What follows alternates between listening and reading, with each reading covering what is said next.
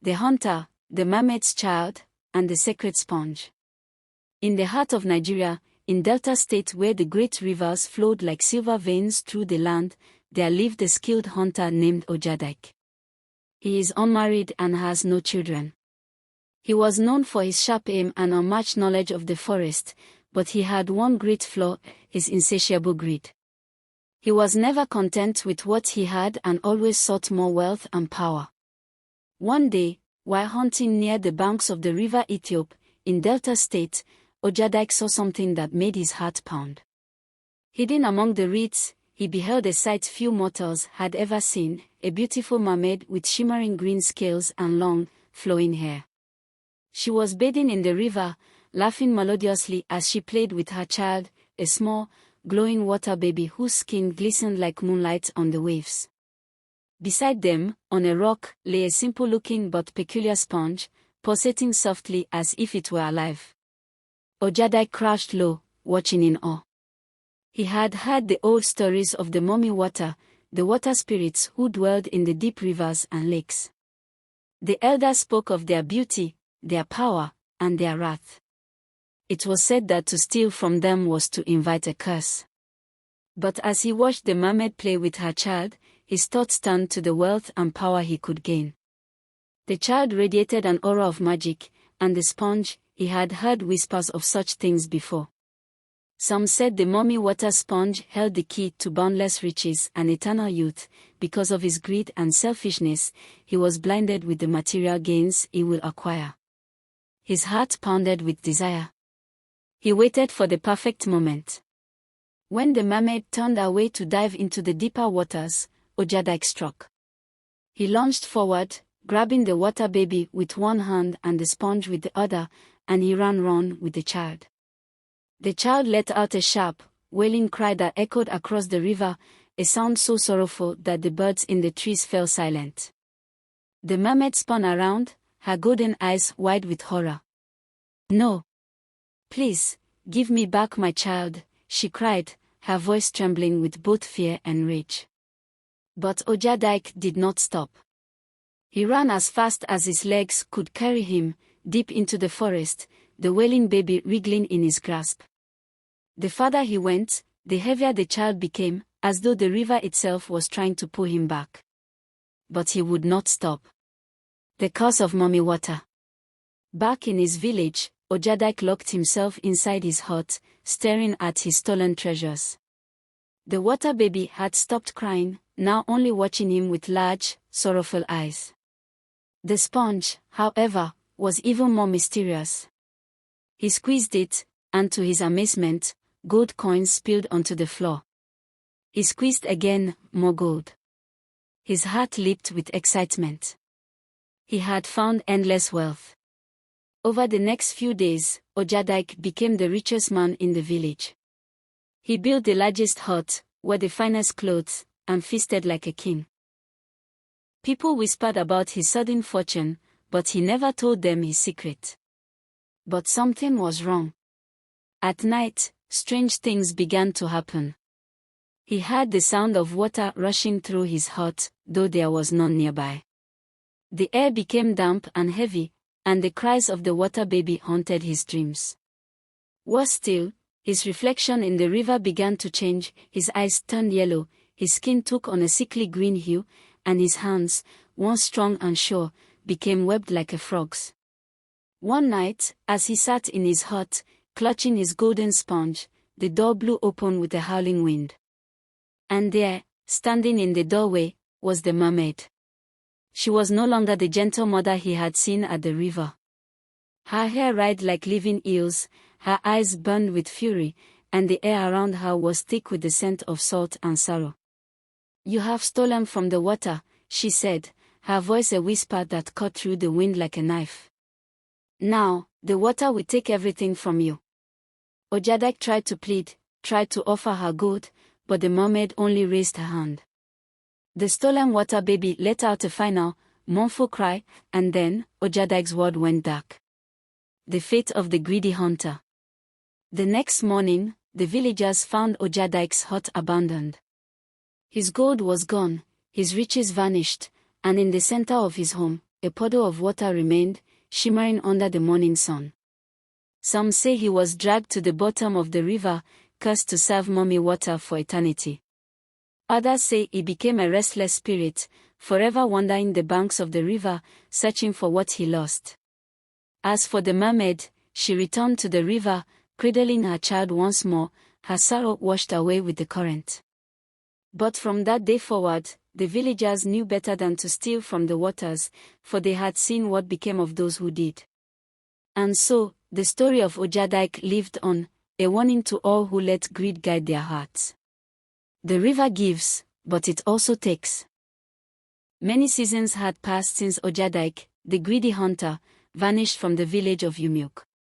His story, how he stole a child of the river and the sacred sponge of the mummy water, was whispered in hushed tones around fires and under moonlit skies. Most feared the river now. No one dared fish near the old bend where Ojadike had first seen the mermaid. The waters there shimmered oddly, even on cloudy days, and the wind carried strange songs no one could explain. But not all had learned the lesson. In the same village lived a woman named Nkemjika. She was kind, hardworking, and well loved by her neighbors. Yet, she bore a silent sorrow. She had been married for over 15 years and remained childless.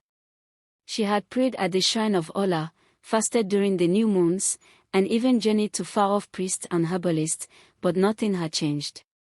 Her womb remained empty, her heart heavy. One morning, unable to bear the shame and longing any longer, Nkemjika woke before dawn and walked to the riverbank. She knelt beside the water, her eyes red with tears, and lifted her hands to the heavens. "O river spirit, O mommy water," she whispered, "if you are truly real, if you hear the cries of women, give me a child. Even if I must raise one not born of me, I will love it with my life." The river was still. The trees rustled gently. And then, just as she prepared to rise and go home, she saw something strange. By the reeds, half hidden in mist, lay a baby. Alone, swaddled in blue cloth, with skin pale like the river stones and eyes closed in slumber. Nkemjika gasped. She looked around, no one was there. The river was calm. She called out, "Whose child is this?" but there was no answer. Assuming it was a miracle, a divine gift, she gathered the baby into her arms and wept with joy. She named him Obina, father's heart, and brought him home. A mother's joy and a dark reward. From the day Obina entered her life, everything changed. Her farm, which once barely yielded enough yams, overflowed with bounty. Her palm oil business flourished. Strangers from other towns came with gifts and offers of trade. Nkemjika, who had once been mocked as barren, became the most prosperous woman in Umuk. Obina grew swiftly. He was no ordinary child. He spoke fluently before he was 1 year old and could walk before other children even crawled. His eyes, though loving, held a depth that made some elders uneasy. But then, when Obina turned 3, Nkemjika fell ill. It began with a small sore on her leg. Within days, her body erupted with boils, painful, black boils that oozed and refused to heal. No medicine worked. The village herbalist said it was not a natural illness. "Something follows you," he said, examining her skin with fear in his eyes. "Something from the water." Nkemjika cried out. She could not understand. Had she not raised the child with love? Had she not thanked the spirits for every blessing? That night, burning with fever and pain, she had a dream. She was standing on the riverbank. Before her rose the same mermaid who had once lost her child to Ojadike. This time, her face was not angry, it was filled with sadness. "You, too, have taken what is not yours," the mermaid said. "But unlike the hunter, your heart was not greedy, it was broken. You were hurt. But the child you hold is not meant to walk this earth. He belongs to the water." "I didn't know." Nkemjika sobbed. "I begged for a child. I didn't steal him. I only wanted to be a mother." "And you were," the mermaid replied gently. but the balance must be restored. She extended her hand, and behind her, Obinna appeared, smiling, radiant, glowing with the light of the river. "He will remember your kindness," the mermaid whispered. "But he must return now." When Nkemjika awoke, the boils were worse. She crawled to Obinna's mat, only to find it empty. No child, no sign of him ever being there. Only a puddle of water that shimmered with faint blue light. She wept for days. Her health faded, and though the boils eventually dried and flaked away, her spirit was never the same. She lived quietly after that, never again speaking of the child. But those who visited her claimed her house was always cool, as if by a hidden breeze, and that the sound of water could be heard even in the dry season. The warning of the river. So now, in New Milk, the tale of Ojadike the hunter and Nkemjika the barren woman is told to all children. Not out of cruelty, but as a sacred warning. The river gives, but it also remembers. The spirits of the deep are powerful and mysterious. They see the heart's intent, but they demand balance. To take from them without permission, even out of sorrow or desperation, is to invite a reckoning. And still today, when the river mist rises and the moon is full, some claim to see a glowing child playing at the banks, watched by a mermaid with golden eyes, and sometimes a tear on her cheek. The end.